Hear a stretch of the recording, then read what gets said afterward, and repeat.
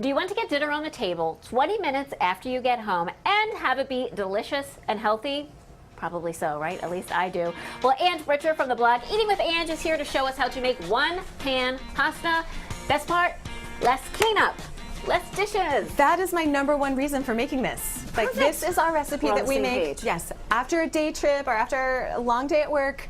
Not only is it fast, easy, and good, but I clean up one pan. I love it because I have such little time with my daughter. When she gets home from school and I get home from work, and now I can just do it all quickly and then have playtime. Right, exactly. Yeah. That's why I love this recipe, and that's actually why my husband suggested this be the recipe I make today. Because Mom, you want this. You want this. Okay, so we're going to make everything in one pan. So first, you need a big pan. You need a good sized pan. All right, next we're going to have 4 cloves of garlic. So I'm going to have you smash. I told you I was nervous about garlic. this. You have this great gadget. Yes, so. Do I just bang it, or do I? Bang it, just whack it. Really? I'm always afraid to do that. Yeah, just whack See, it. that's why. Sorry, it's a messy kitchen we've got here.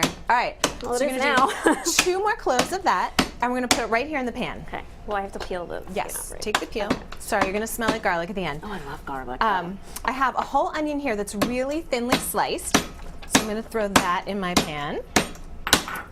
I am going to cut up 1 tomato. Now, the tomatoes, what I love about this recipe is it's really versatile. This is not a chemistry experiment. You can go with whatever you've got around. Like, I got these from a farmer last week who has a hothouse, so they're pretty good tomatoes. Oh, nice. But you could use, if it's the middle of winter, you could use like half a can of tomatoes, or sun-dried tomatoes I've thrown in here. Oh, that's a good idea. Yeah, I've even thrown in like part of a jar of sauce. So just get some tomatoes in here. They're going to add some color, give you some veggies. I like where you're going with this. It doesn't have to be exactly by the book. Yeah, for me, this is that recipe I make when I get home and have no clue what to do.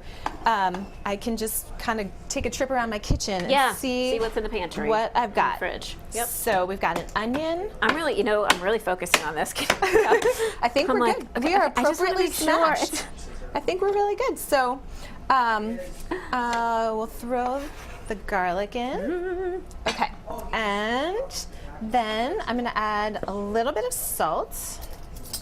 I'm going to put like a teaspoon in. You can always add more later. Okay. Seems to me you don't need too much because you have the onion, you have the garlic. Right, this is really flavorful. And just a smidge of pepper. Now you can add red pepper flakes. I realized I didn't have any this morning, so again, it's really flexible. Leave it out. Yeah, leave it out, or a little bit of Tabasco. Okay, now this is where everyone freaks out. This is where everyone freaks out. I'm going to take dry pasta and no water, and I'm going to put it in this pan without boiling it first. Yes, I'm not going to boil the pasta first because the starch in the pasta is going to create this wonderful, like really light, creamy sauce. So I've not turned the burner on yet, so I'm just going to turn that on now. Okay, then if you could add that water in. Okay. Now, it doesn't need to be too hot yet. You just 4 cups of water. Okay. If we turn it on too soon, then the onions and the garlic start to cook. Yeah, and turn brown. Yeah, we don't want that with this recipe. And then I'm gonna. I realize I didn't put this in the recipe I sent to you, but if I've got some wine around, I always add a little wine. Woman after my heart. Clearly, I've measured this very carefully. So if it's a little bit of red, wine, a little bit of white, dinner. You can even do chicken broth if you wanted to add a little more flavor, or just add water, and that's it. That's it. And we're going to let this come to a boil. Okay. Or simmer for about 9 minutes. Now the only thing is that you do have to pay a little bit of attention to it so that it doesn't stick. Okay. So you want to just keep twirling I'm just going to sit here, twirling it. That's what I call and it. twirl when this I twirl the pasta around. Yeah. And then when you get close to being done, you can add in a handful of spinach if you want. I always add in some basil. And this is a great recipe for, you can use gluten-free pasta if you want. Whatever. Yeah, you can add in. Change it to the taste and needs of your family.